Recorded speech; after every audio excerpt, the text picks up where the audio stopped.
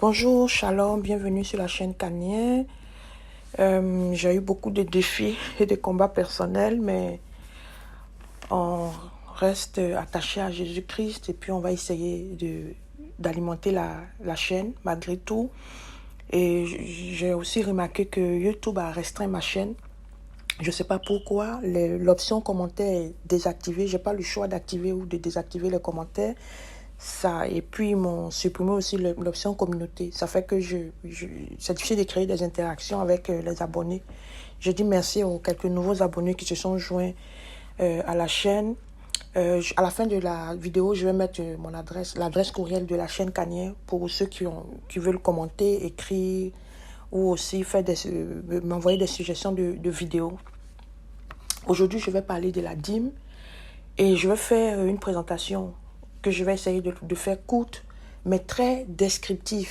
Je ne ferai pas trop de commentaires et je demande à tout le monde, je demande à tous les chrétiens, nous vivons des temps difficiles, des temps critiques arrivent parce que l'enlèvement du Christ, il y a 20 ans on le disait, mais ça paraissait... Mais là on est dedans, là. On est dedans, on est vraiment proche. Que chacun s'attache au Seigneur à travers sa parole. Que chacun prenne plaisir à lire et à méditer la parole de Dieu. Aujourd'hui, nous allons parler de la dîme. J'ai été inspirée à parler de la dîme. Parce que dans le milieu chrétien, l'amour de l'argent a pris une tournure qui fait que il y a beaucoup d'abus, il y a beaucoup de dégâts. Que chacun aille méditer et lire la Bible. Car la parole de Dieu déclare: vous connaissez la vérité et la vérité vous affranchira. Qu'est-ce que la dîme? La dîme en hébreu vient du mot hébreu maser, qui veut dire 10e partie. C'est un prélèvement volontaire de la 10e partie d'un revenu. Le mot dîme apparaît pour la première fois dans la Bible en Genèse 14, lorsqu'Abraham donne la dîme de son butin de guerre à Melchisédek. Et il apparaît aussi en Genèse 28, versets 20 à 22, lorsque Jacob va se coucher à un lieu, il fait un rêve, il voit une échelle, il dit certainement ce lieu est un lieu de l'Éternel. Donc Jacob fait un vœu, il bâtit un autel, il fait un vœu à Dieu et il lui promet de lui donner la dîme de ses revenus si l'Éternel fait réussir son voyage. Donc on voit que la dîme est un peu antérieure aussi au Lévitique, aux lois du Deutéronome. Puis quand Dieu va conduire son peuple, Dieu va instaurer les lois qu'on trouve dans le Lévitique, dans le Deutéronome, dans le livre de Nombres, et Dieu va prescrire la dîme. Donc, à qui était destinée la dîme? La dîme était destinée aux Lévites. Dans l'Ancienne Alliance, la dîme était destinée aux Lévites. Donc, les Lévites étaient les descendants de Lévi, qui est le 3e fils de Jacob. Ils avaient été mis à part pour le service de Dieu et du temple. Et donc, pour cela, ils ne devaient pas travailler, ils n'avaient pas le droit d'avoir du patrimoine foncier, ils n'avaient pas le droit de cultiver, de faire de l'élevage. Donc, la dîme représentait pour eux le salaire, le manque à gagner, la compensation par rapport à cette interdiction. Et elle était divisée en 2 catégories. Donc, les Lévites étaient divisés en 2 catégories. Vous allez voir le tout dans Nombre 18. Je ne vais pas faire une longue vidéo pour ne pas lire tout le chapitre, mais je vous invite à aller lire et méditer le livre de Nombre 18. Donc, qui étaient les Lévites? Les Lévites étaient d'abord des prêtres et des sacrificateurs. Donc, il y avait une partie composée de prêtres et de sacrificateurs. Ceux-là étaient les descendants d'Aaron. Donc, Aaron est un descendant de Lévi, est un des fils de Lévi. Et dans la descendance d'Aaron, c'était ceux-là qui, par le lien du sang, c'était ceux-là qui étaient destinés à la prêtrise et à la sacrificature. Donc, les sacrificateurs et les prêtres étaient chargés du sacerdoce et du service à l'autel. Le sacerdoce, c'est le ministère, c'est la prêtrise. Donc, ils étaient chargés aussi du service au niveau de l'autel et à l'intérieur du voile. Parce que dans le temple, il y avait le lieu très saint. C'était les sacrificateurs qui étaient chargés de faire le service à ce niveau-là. Donc, eux, ils recevaient les offrandes très saintes, les parties non brûlées au feu des sacrifices pour le péché et la culpabilité. Quand vous lisez le livre de Lévitique, même le livre de Lévitique 23 où on parle des fêtes de l'Éternel, on parle à certaines fêtes, il fallait apporter des sacrifices. Donc, il y a certains sacrifices qui étaient entièrement brûlés. Il y a certains sacrifices qui étaient partiellement brûlés. Donc, les parties qui n'étaient pas brûlées revenaient aux sacrificateurs et aux prêtres. Et aussi, ils recevaient les prélèvements qui étaient liés au geste de présentation. Donc, les prémices. Quand les Israélites voulaient dédier quelque chose au Seigneur, on le voit pendant la fête de la première gemme, ils allaient présenter au sacrificateur et le sacrificateur faisait un geste de présentation. Donc ce prélèvement-là leur revenait. Donc ça concernait les prémices de blé, les prémices d'huile, du vin nouveau, les produits du sol et tout ce qui était aussi voué à l'interdit en Israël. Et tout ça tout ce qu'ils recevaient là était consommé dans un endroit saint et dans une pureté rituelle. Et les membres de leur famille qui ne respectaient pas cette exigence de pureté rituelle n'avaient pas part à ces offrandes saintes-là. Et ils étaient interdits d'avoir un patrimoine foncier. Maintenant, l'autre catégorie des Lévites, c'était les autres Lévites, les autres fils de Lévi, mais qui n'étaient pas de la lignée d'Aaron. Ceux-là, c'était les autres membres de la tribu de Lévi qui n'étaient pas descendants d'Aaron, comme je dis. Et leur rôle était d'assister les prêtres et les sacrificateurs dans le service, sans avoir part justement à l'autel, au lieu très saint, et de s'occuper du temple. C'était quoi leur tâche? Ils étaient par exemple préposés au sacrifice d'animaux. Par exemple, quand concrètement un Israélite venait faire un sacrifice, vous voyez, il faut aller prendre la bête, il faut la prêter et tout ça. Donc il y avait un côté d'ouvrier de service que eux ils faisaient.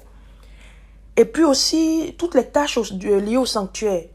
Donc, l'entretien, il y avait des portiers, ils étaient chantes musiciens.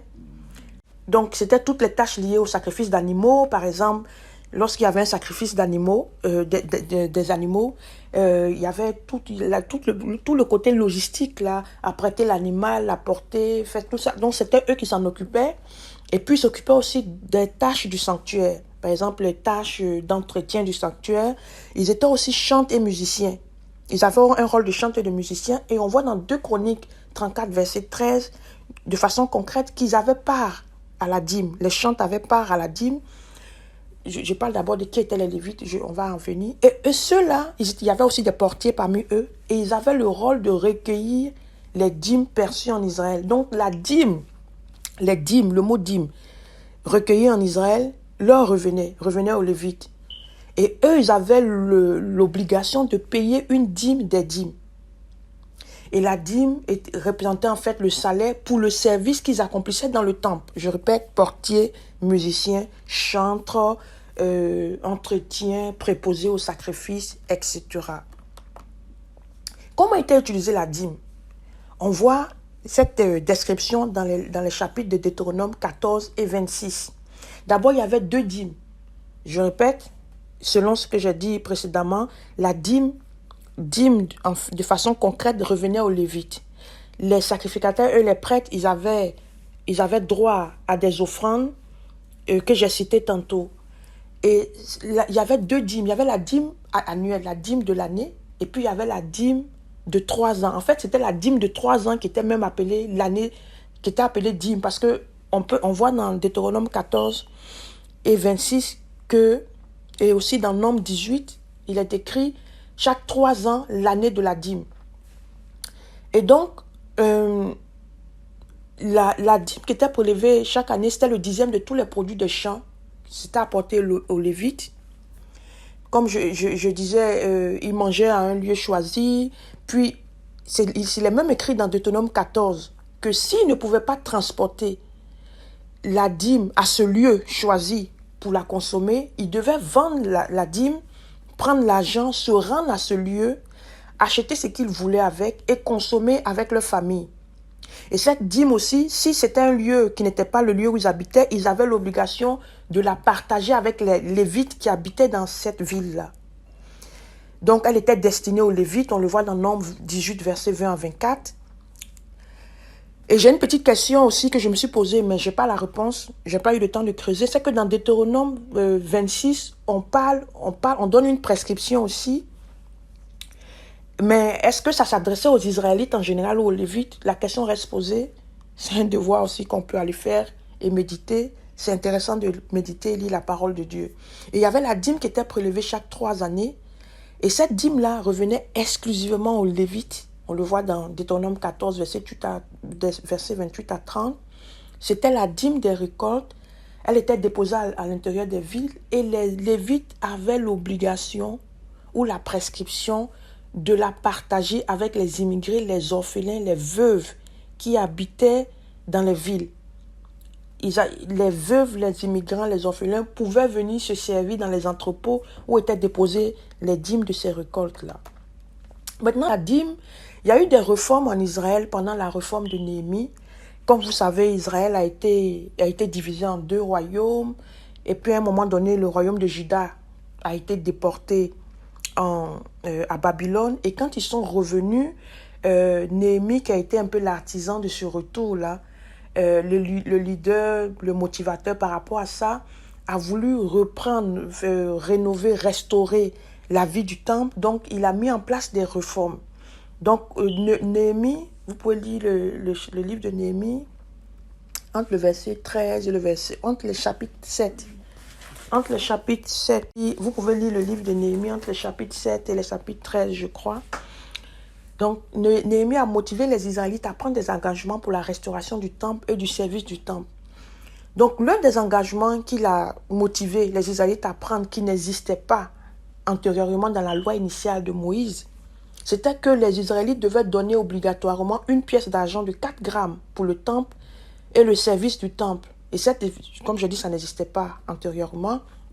Et il les a motivés aussi à apporter toutes les années au temple les premières récoltes, les prémices, les premiers-nés selon la loi. J'ai oublié aussi de dire tantôt que parmi les offrandes saintes qui revenaient aux prêtres et aux sacrificateurs, il y avait les premiers-nés des animaux aussi.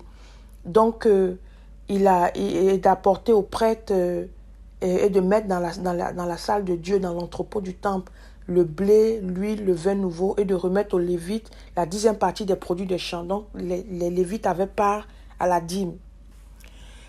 Et puis, la nouveauté dans la réforme de Néhémie, c'est que pour motiver, pour nourrir, pour approvisionner le temple, c'est que les Lévites allaient eux-mêmes récupérer les dîmes, ils étaient accompagnés d'un prêtre.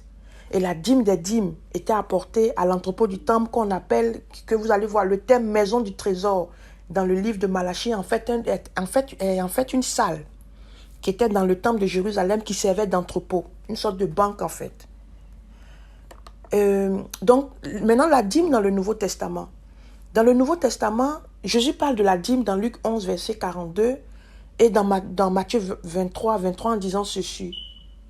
Malheur à vous, pharisiens, vous vous acquittez scrupuleusement de la dîme sur toutes les plus petites herbes, comme la menthe et la rue, et sur le moindre légume, mais vous négligez la droiture et l'amour de Dieu.